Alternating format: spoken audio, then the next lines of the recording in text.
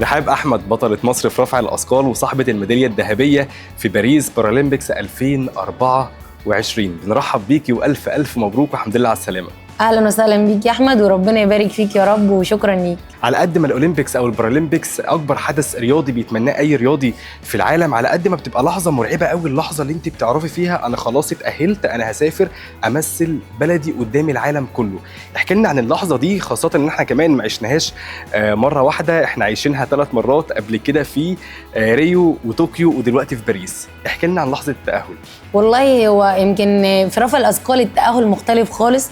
احنا بنقعد 4 سنين لازم نلعب في ال4 سنين كل مره بطوله، منهم بطولتين عالم، ولازم نشارك في كل سنه في بطوله. في شهر 6 كان اخر بطوله للتاهل.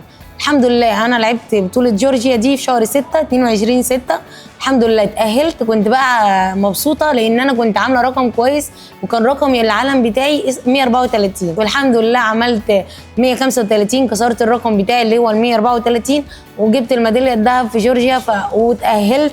فكانت فرحه جميله جدا في اللحظه دي. انا عملت رقم عالم جديد وعملت ميداليه ذهب، وكنت مبسوطه جدا وخدت نفس كده عميق كده، الحمد لله تمت المهمه بنجاح. طيب احكي لنا بقى عن لحظه تاهل باريس والفرق بينها وبين تاهل طوكيو وريو. يمكن علشان انا كنت مغيره ميزاني في طوكيو وريو، كنت بلعب في ميزان ال50، في باريس لعبت في ميزان ال55، فكانت تجربه جديده بالنسبه لي، لان انا بلعب مع ابطال تانيين انا ما اعرفهمش خالص، ولسه ببدا بقى انافس معاهم واعرفهم ويعرفوني. كانت بالنسبه لي بقى مختلفه خالص بقى، ولسه بكتشفهم وهم بيكتشفوني، بس الحمد لله انا قضيت عليهم كلهم. رحاب احكي لنا بقى عن اكتر المشاهد اللي لسه معلقه في ذهنك لحد دلوقتي، من لحظه وصولك لباريس، من الماتشات، التمرينات، لحظه الفوز، لحظه ما شفتي علم مصر على السكرين. احكي لنا بقى عن اللحظات دي. والله يمكن باريس وانا داخله انا كنت نفسي اسافر فرنسا اصلا، فلما شفت الاجواء وشفت كل الفالنتير وكل الجمهور اللي موجود في استقبالنا، كمان المشهد اللي انا مش قادره انساه ابدا، رفع العلم في افتتاح الاولمبياد باريس. هم اختاروني انا ان انا ارفع العلم للالعاب البارالمبيه في مصر، فكان شرف كبير جدا ليا، وكنت مبسوطه جدا ان انا اللي همسك العلم وارفعه. كان مسؤوليه كبيره بقى، واللحظه الحلوه الجميله اللي هو اول ما مصر دخلت وانا شايله العلم والعلم كله بيتفرج عليك، وكل الناس تاخد لي سكرينات شوت وتبعت لي صور وتبعت لي هم قد ايه فخورين ان انا يعني موجوده في حفل افتتاح عظيم زي ده. وبصراحه يعني الاجيال اللي جايه واولادي واهلي كلهم هيبقوا مش هينسوه طبعا. يعني بما اننا بقى كنا بنتكلم عن الاحاسيس والمشاعر المتلخبطه وازاي كنا مبسوطين، امتى جالك احساس اللي هو انا هرجع بالذهب، انا هطلع من باريس البطوله دي بتاعتي؟ هو انا اول لما رحت وشلت العلم، هو لازم ما انت تشيل علم يبقى مسؤوليه كبيره عليك.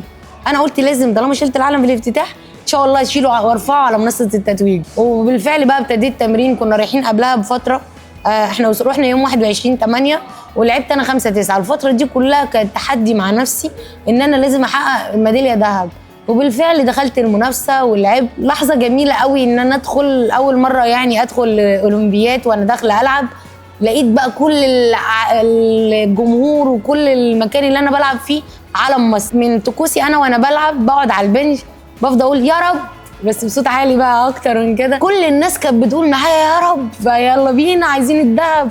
فكنت مبسوطه قوي بصراحه بفرحتهم، وعلم مصر بيرفرف في الجمهور، فقلت لا ان شاء الله انا هقتتل عشان ارفع علم مصر بعد ما اخلص بالميداليه الذهب. طيب احنا اتكلمنا يا رحاب دلوقتي عن لحظه الفوز وفوزك بالميداليه الذهبيه في باريس 2024. عايزين نعرف بقى، اكيد خلال الرحله دي اكيد كان في تحديات كتير واجهتيها من اول مشوارك الرياضي، ازاي قدرتي تتعاملي معاها؟ ازاي قدرتي تتغلبي عليها عشان تقدري ان انت تحققي حلمك؟ وانا لسه بتكلم معاكم وبحكي يا نهى وبقول ان انا كنت في شهر 6 في جورجيا، كسرت رقم العالم 135 وكنت اتأهلت وعملت كل حاجة نفسي فيها. رجعت بقى من بطولة جورجيا بعد التأهل بعدها بشهر، فضلت بقى اتمرن كويس جدا وفي التمرين بيرفكت.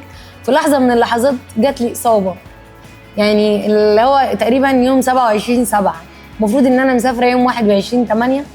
جات لي إصابة شديدة قوي، وبعدين رحت للدكتور، وبعدين بتكلم بقى عملت أشعة وكده، ورحت للدكتور لقيته بيقول لي انت عندك مزق في عضلة الميجور في البنج. انا في اللحظه دي انا جالي صدمه. فسالته يا دكتور طب الحل ايه؟ قال لي نريح 3 اسابيع راحه سلبيه، يعني ما نتمرنش ما نعملش اي حاجه. قلت له دكتور حضرتك عارف ان انا مسافره باريس صح؟ ورايحه كمان اكسر رقم العالم واجيب ميداليه دهب. استحاله اللي انت بتقوله ده لا خالص يعني، لا انا مش، انا حاسه ان انا بقى بحلم يعني. هو في اللحظه دي ما قال لي كده انا دموعي فضلت تنزل وما بعملش حاجه غير ان انا بعيط وبنهار كده، وهو قاعد قدامي وعمال يقول لي اهدي وما تخافيش واحد. طب قلت له طب شوف لي حل تاني، يعني ده بلان ايه، عايزين بلان بي نعمل ايه؟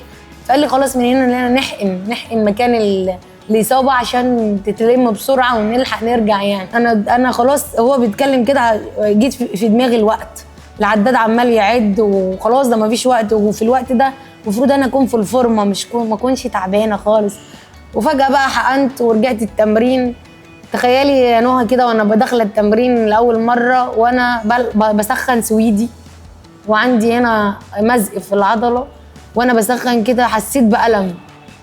انا ما عملتش حاجه غير ان انا بعيط، بسخن وبعيط عماله واعيد كده واحرك دي واجرب كل الحركات بكل حاجه عشان اقدر اكمل التمرين.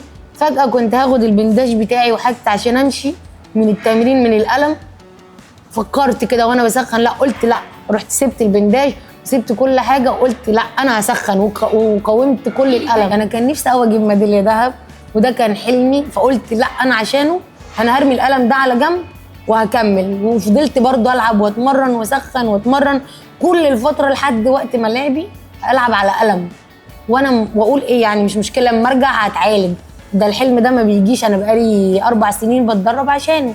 وبالفعل كان فضلت اعافر واتمرن واشيل اوزان وتقع عليا وارجع اعافر واشيل لحد ما الحديد كان بيطلع معايا، وانا كنت بقاوم الالم وكل حاجه. وكانت قوه كبيره مني قوي ان انا اعمل ده. انا مش هتنازل عن الميداليه الذهب، وخصوصا بقى لما رفعت العلم فرحت قوي بقى في الافتتاح. انا حسيته كانه سبورت كبير عليا، ضاف لي بقى على الاراده والعزيمه والاصرار اللي عندي. لا احنا لازم ندوس اكتر ونتمرن اكتر ونبقى قد اللي احنا بنعمله. طيب رحاب، بعد الكلام الجميل اللي احنا سمعناه ده من اصرار وعزيمه وتحدي، عايزين بقى نطلع كده برساله للشباب ان يا جماعه مفيش حاجه اسمها مستحيل. اي انسان نفسه يحقق حاجه في حياته هيقدر يحققها بالاصرار والعزيمه والاستمراريه. فعايزين بقى رساله منك كده للشباب ان هم ازاي يقدروا يواجهوا التحديات اللي بيقابلوها في حياتهم وازاي يقدروا ان هم يحققوا احلامهم. هو انا طبعا عايزه اقول طبعا ان فعلا مفيش مستحيل، وانا كنت في نص المشوار كنت حاسه انه مستحيل ان انا اسافر اصلا. لا انا الحمد لله تحديت نفسي وقلت لا مفيش مستحيل، هكمل واتمرنت ولعبت وبالفعل جبت ميداليه ذهب. كمان عايزه اقول حاجه ان لو الشخص تعب او اللاعب تعب اكيد تعبه ده مش هيضيع ابدا وهيحقق ايا كانت بالطريقه او باخرى، هو هيوصل لنجاحه عشان هو تعب وعمل اللي عليه. احنا كلنا نعمل اللي علينا والله وفي الاخر هتحقق اللي انت نفسك فيه. زي ما كنا لسه بنقول من شوية، يمكن احنا بقالنا 4 سنين بنجهز نفسنا واللي بيحركنا هو الطموح. بقالنا 4 سنين عينينا على أولمبياد باريس والذهبية ومفيش بديل عن ده. يمكن أي رياضي لما بيوصل للطب ممكن ياخد شوية كده اللي هو إيه اللي هحققه تاني، أي حاجة هحققها مش هتبقى زي اللي عملتها. طيب رحاب أحمد راجعة من أكبر حدث رياضي ومش ميدالية عادية، لا كمان ميدالية ذهب. لسه في طموح جاي؟ لسه رحاب عندها تاني؟ طبعا. يمكن انا معايا 3 اولمبيات، ريو، طوكيو، باريس. لا ان شاء الله انا عايزه اسافر لوس انجلوس استراليا واكمل كمان. يعني انا نفسي اعمل 5 ميداليات اولمبيه، ويا رب ان شاء الله. انا ابتديت ب2 فضه، عايزه انهي كله بذهب ان شاء الله. كل التوفيق ليك يا رحاب في اللي جاي ان شاء الله. نورتينا، كنت معانا النهارده. مش بس قرايبك واصحابك والناس اللي قريبين منك هم اللي معاكي، مصر كلها معاكي، مصر كلها مع كل الابطال اللي بيرفعوا اسمها، والبنك الاهلي مكمل معاكي، وان شاء الله كل البطولات اللي جايه تبقى مليانه انجازات ودايما معاكي، وانتي ضحكتك منوره وشك ومحققه كل اللي انت عايزاه واحسن كمان. شكرا ربنا يحفظك يا نهى. شكرا يا احمد، شكرا ليك.